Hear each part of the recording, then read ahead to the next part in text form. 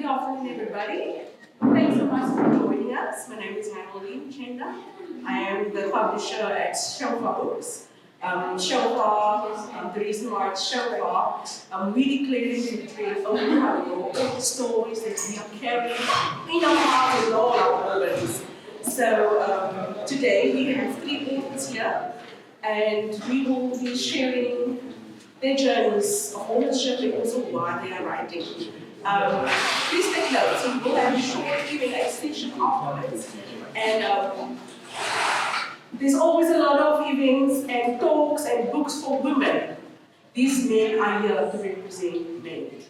So the session is themed speaking men to men. I don't know if the mic is on. Is it off? Pass it to me.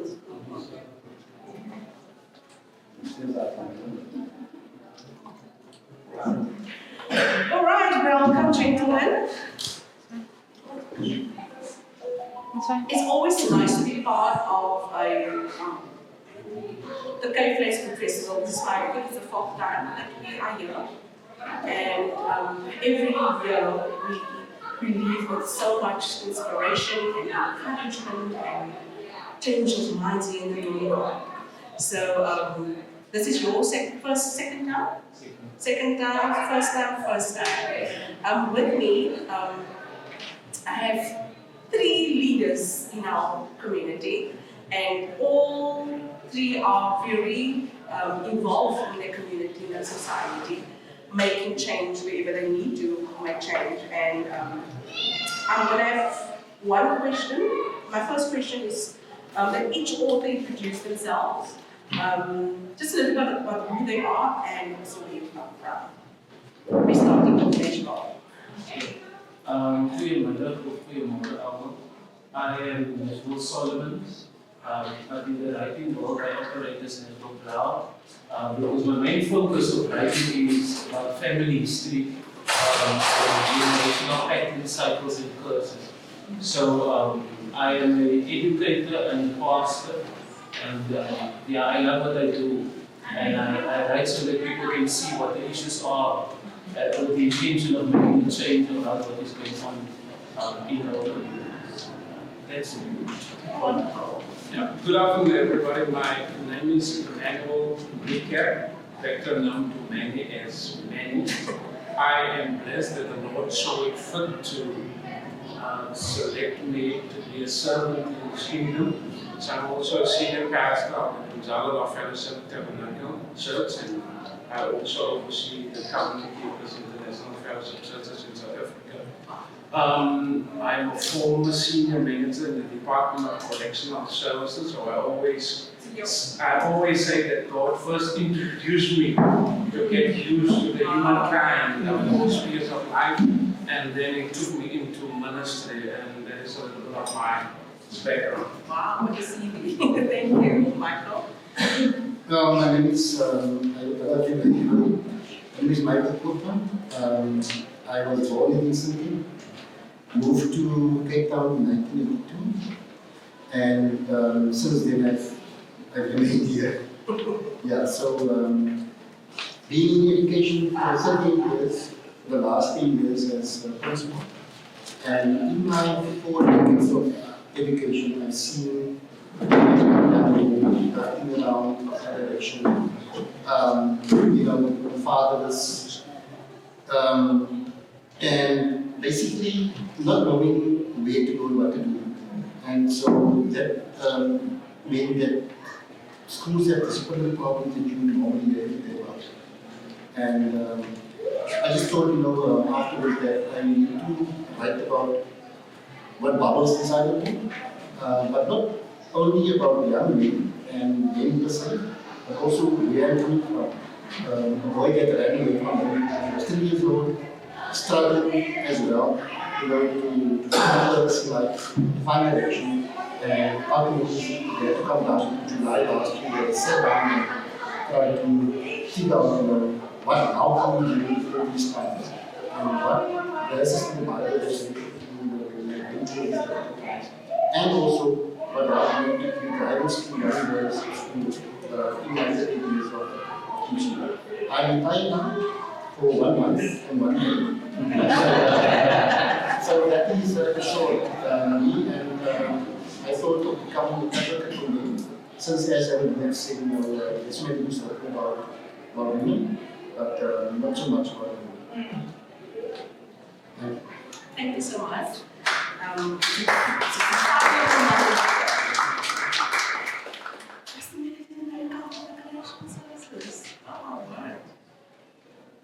So dan kan was ons allei tale.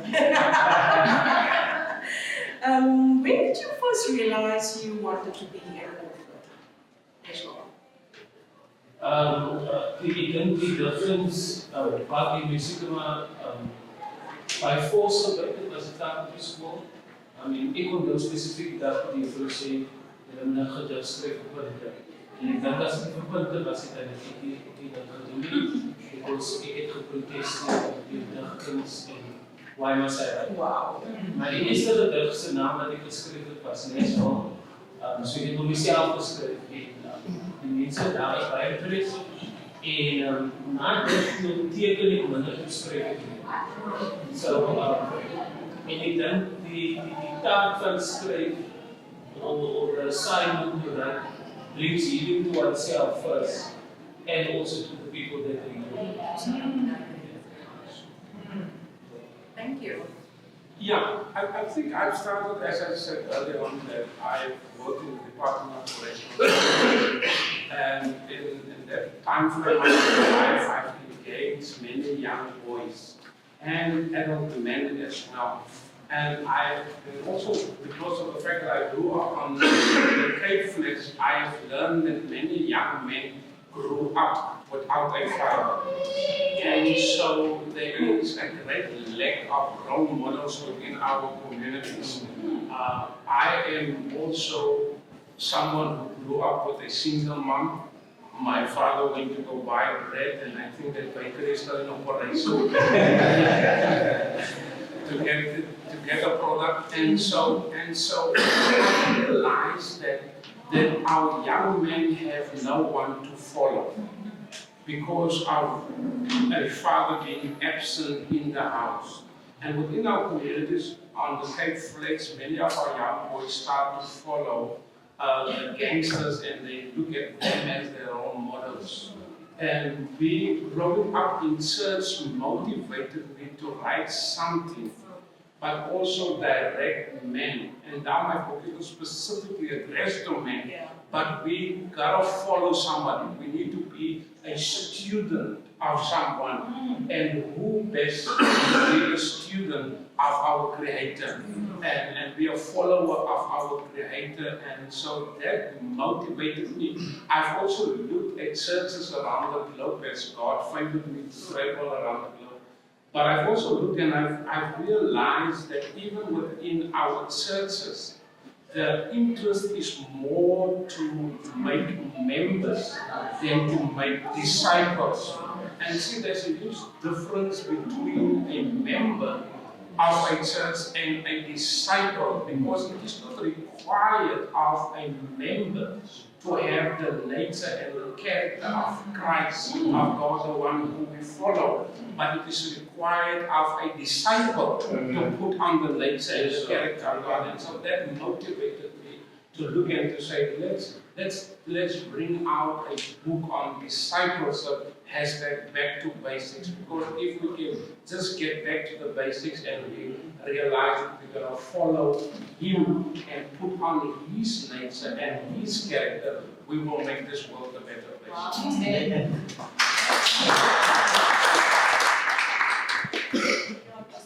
Michael. The question is still on when did you first realize that they wanted to be an author, for those interested?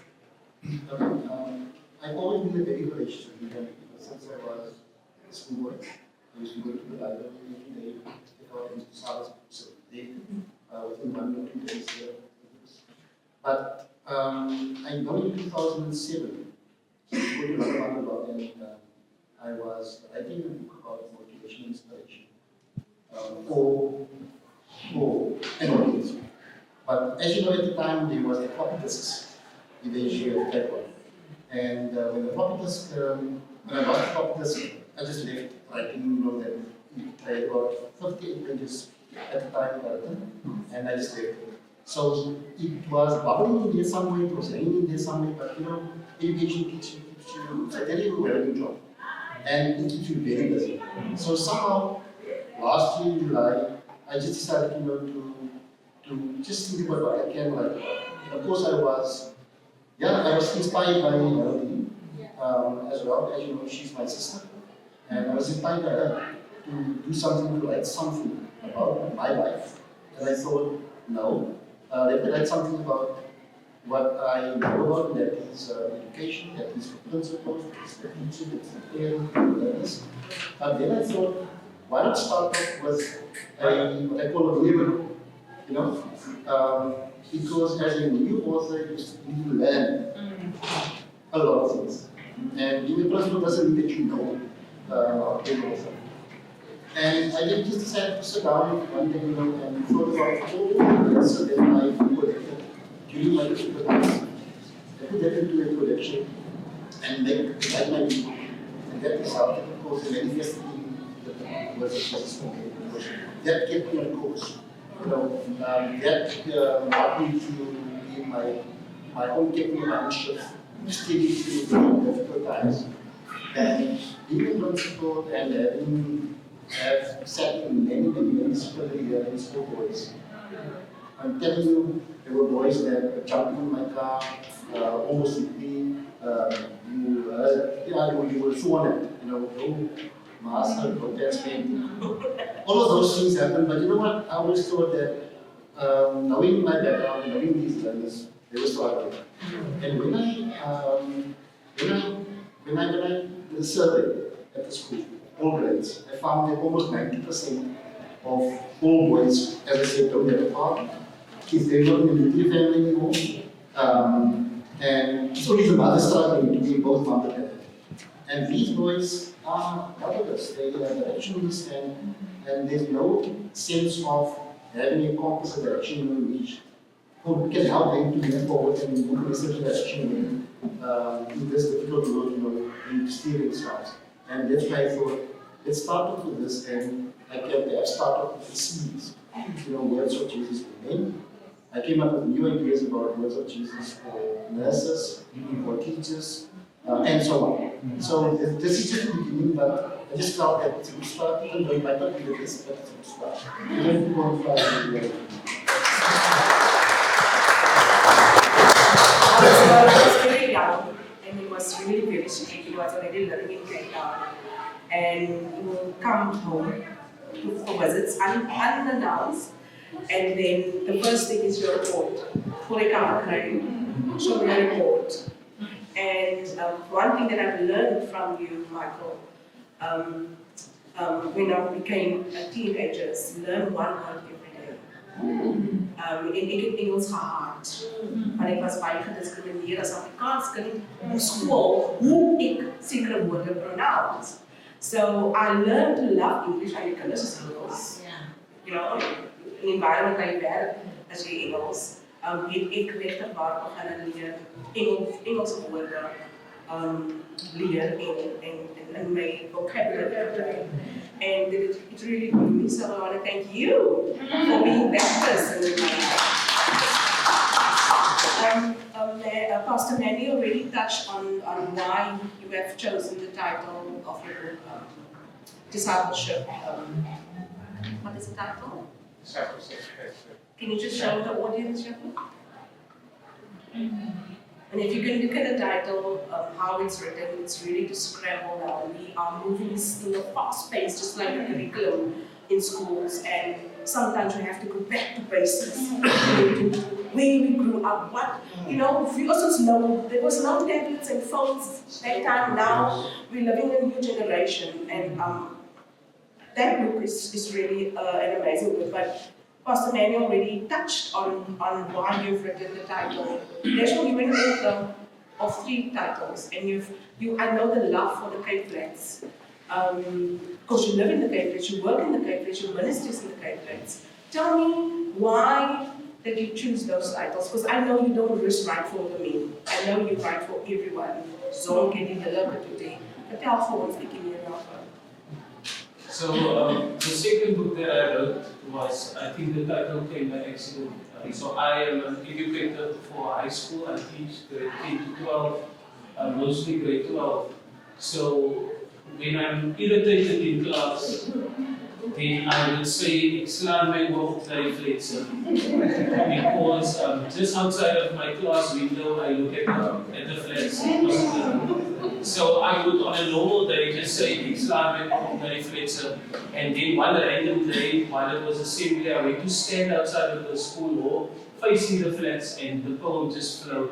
Ek slaan my oog na die flatse, waar sal my hulp vandaan kom? Because to match on what Bishop said, that there's a lack of fathers on the Cape Flats. So when a young boy stands in front or in the court of the flats, the biggest thing that he can see is the flat. The biggest role models that he can see is the gangsters in the flats. So we come to preach to them, but we don't have. We come to teach them, but we don't have. But the gangsters are right there with so much wealth. And that becomes the biggest role model. So when the child looks up, he looks up to the negatives. It's not like, not reflection. But if you really turn your eyes to God, then you can see there's something bigger. And as you know, the Psalm gaan kyk in the Bible, it says, I lift up my eyes to the hills or to the mountains. And if we look up to God and to Table Mountain, past the flats, then there's something bigger to what the kids see in their community. And that is what the book is all about. And the poem, that verse in the poem, or a line that stands in the poem says, terwyl die man die Here dien om 'n kroon te dra, wat al wat ek wil doen is om 'n kroon te vra.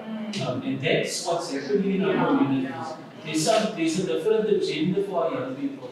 And we have an agenda of our own and methods of our own in the way that we want to fix them. But we need to reach out and come to their level in attempting to heal them. Yeah. Thank you so much for that. It touched on why you've written, you chose that title specifically. Is there anything in your book specifically, Pastor Manny, that stood out for you, that inspired you, that you realized, oh, that's actually really changed me in a certain way that you would like to share? Yes, I think that for me, that's important. When we look at to the book of Genesis, and Genesis chapter 1 and 2, where we deal with the creation, and then we would see that God said, let us make man in our image. So it is my thought pattern that the desire and the heart of God is always that we as human beings should represent Him in the earth and be a reflection of Him.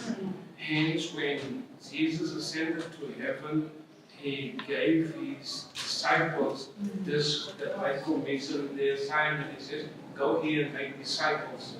Then He said, baptize them in the name of the Father, the Son, and the Holy Ghost.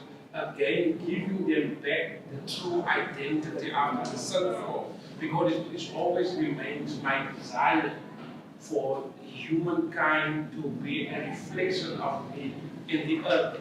And so, looking at that, and so when I started that, I said that when I got the idea to write this book, for me it was all about what is missing, what is the missing link that we fail to reflect the image of Him in the earth.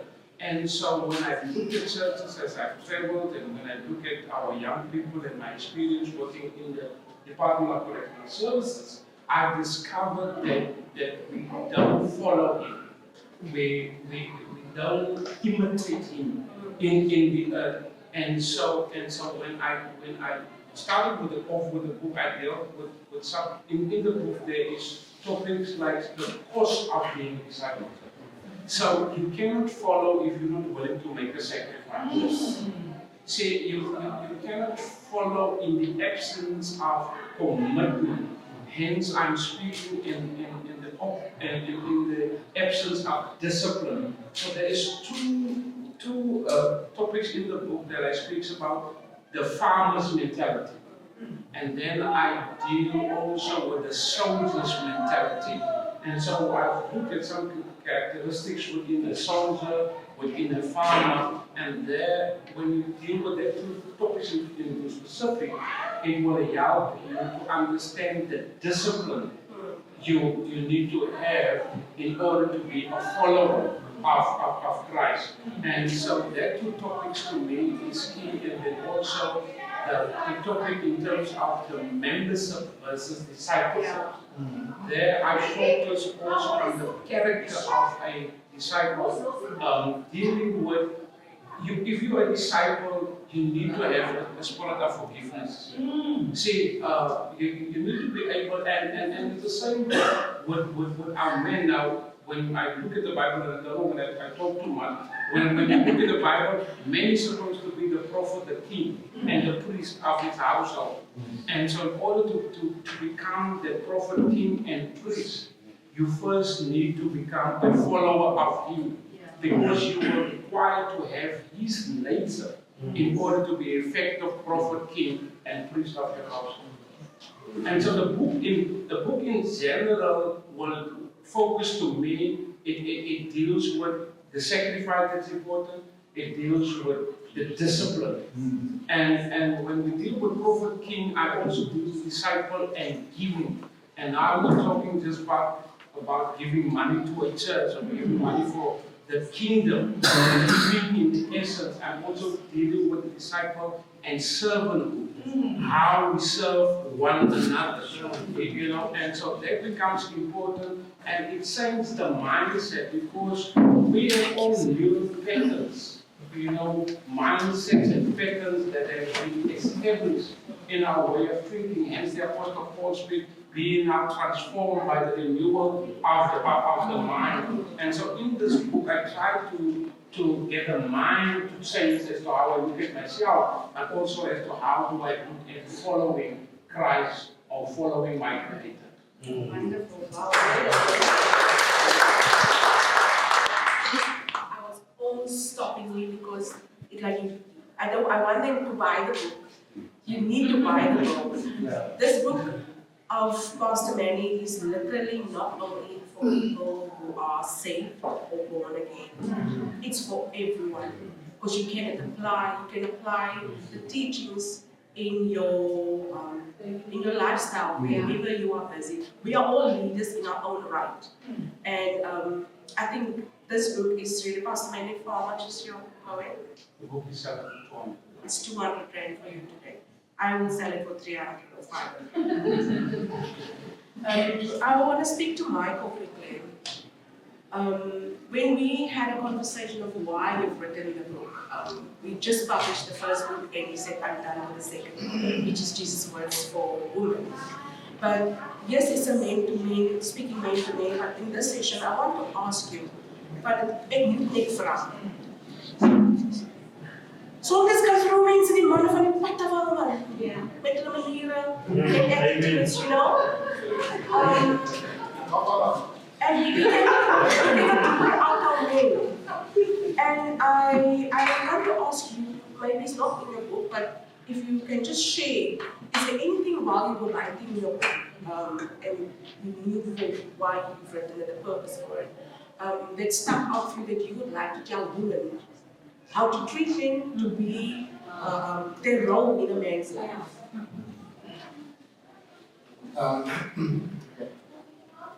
I think posing that question means that we have to really dive deep into the Bible and the establishment of the roles of as men, as leaders, and also women in their roles that is in the Bible.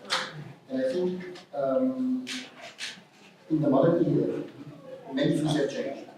You know, we in the past, men used to go to work and women used to be at home, you know, homekeepers and home executives.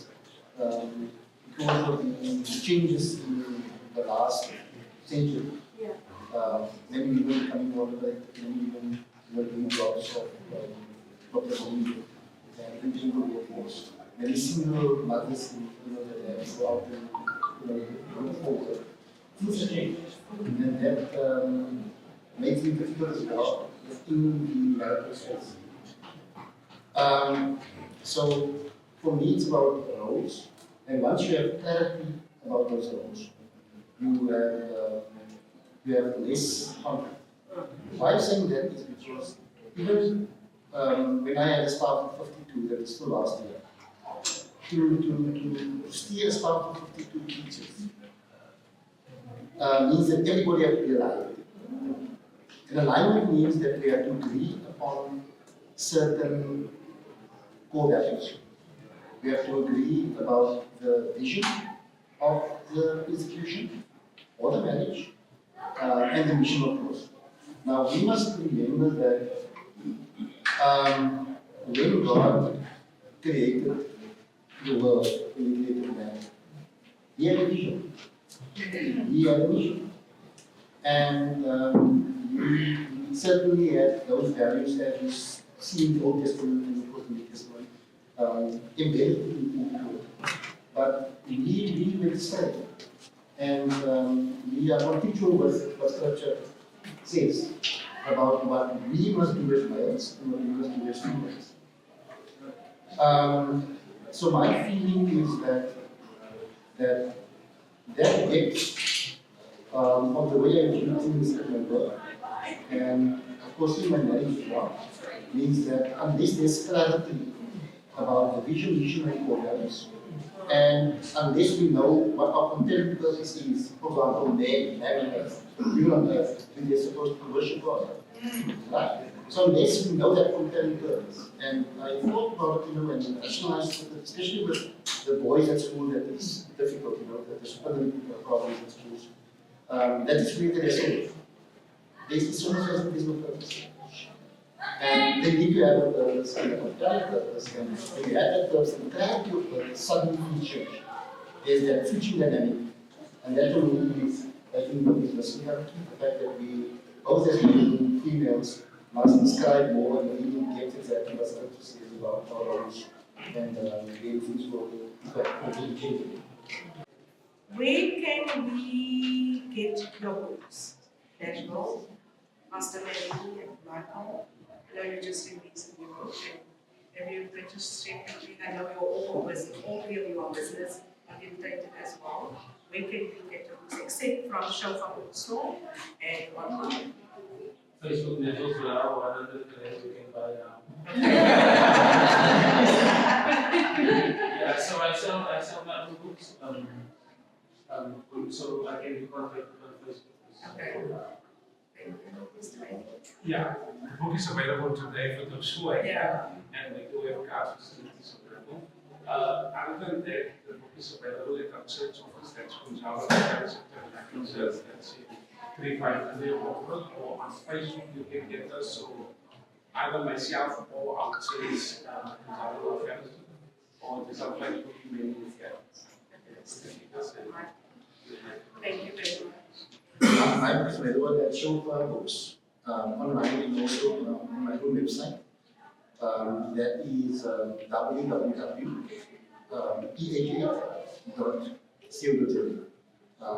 And certainly you can buy it. At this point, I will sell it for 69. It's a special 40% discount, 48, and you can buy it $2. We just released, thank you Michael, we just released, he's getting his copies right now. This morning you got the 22nd book, Teach with Purpose.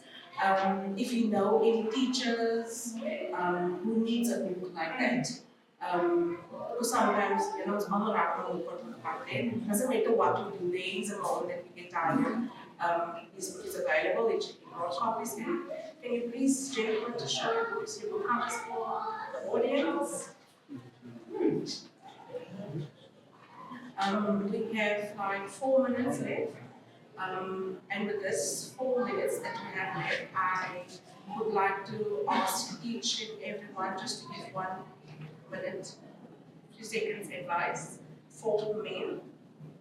Yeah. LD, maybe, yeah.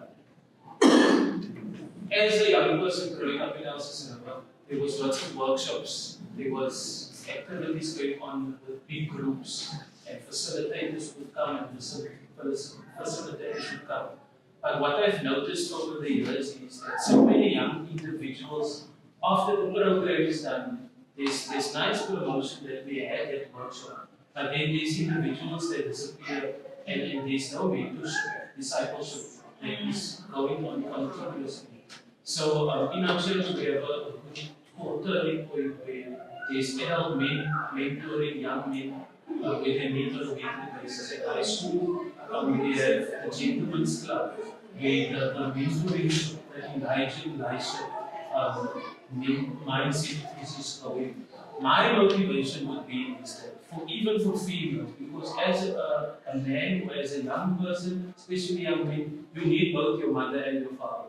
So if each of us can find a young person that we can sort of adopt in the sense of mentoring and discipleship, because the big groups and workshops are fine, but there's always some of us falling through the cracks. So if I can find someone and you can find someone, then we can change the world one person at a time. Let me say the following on a light note. The Bible teaches us, and this is to all the men present, the Bible speaks about God said it's not good for men to be alone. That word good there, when we look at the word good and we study it in the Hebrew, it speaks, it's not functional for men to be alone. So when men realize that it is difficult for us to function without a woman, we will treat women better. Because protection is not good for us. And then to the man that is present, we must never forget, when God created the woman, we were asleep. So it simply means we won't always understand the woman to the but when we understand our purpose and our function, which is to be the prophet, the king and the priest of the house, we will, because here's what the problem is in my experience in correctional services as well, and we have alluded to it many times during our discussion this morning or this afternoon, is we lack role models. And so when men can become the king, and I don't have time to get into that, become the priest and become the prophet of the household, the younger generation will start to have role models. But it's important for us to know who we follow.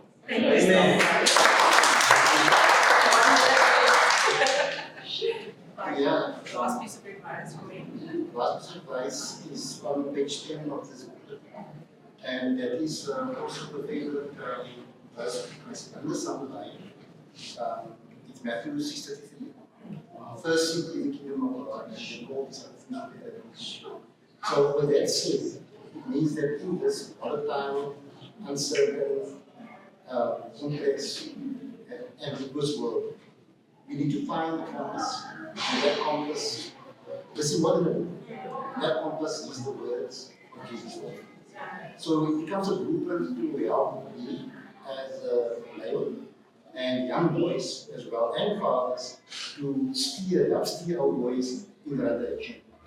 Last second, a principal from Delft primary, not Delft primary, but the primary, they've asked me to mentor about 13, 14, 15 of grade 7 boys that are really in trouble. And I believe that most of them also are fathers. So that is one of the problems, challenges in our society. So I hope to work with him as far next week for 4 Saturdays, and of course see throughout the year how we can get the transformation that we are seeking. Because it's not a one-shot, a workshop and you're done. It's really a long-term relationship, long-term relationship and so on. So that's that's what I'm doing at this point in time. Wow. Thank you. Like I said, there will be a Q&A. Our time is up. So our time is up. I want to take this opportunity to say thank you to each and every one of you gentlemen for this amazing time. It's very short and there's so much to talk about. I really would like to encourage you to please purchase the books. and make a noise at your nearest libraries. Ask why is it not in their libraries. That is how you can help and support self-published authors. I thank Taryn, the lady behind, the brain behind the Koopmanm, for giving us the opportunity to share our stories, our books, and why we became writers.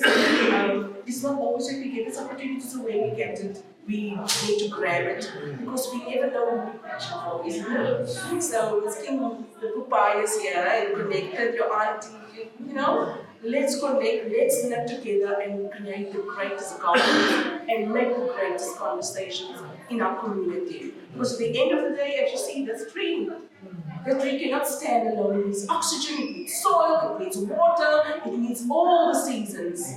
So we can only exist if we can stand together and look at each other with no discrimination. Where we come from, how we look, how we talk, how we dress, how we look, how we eat.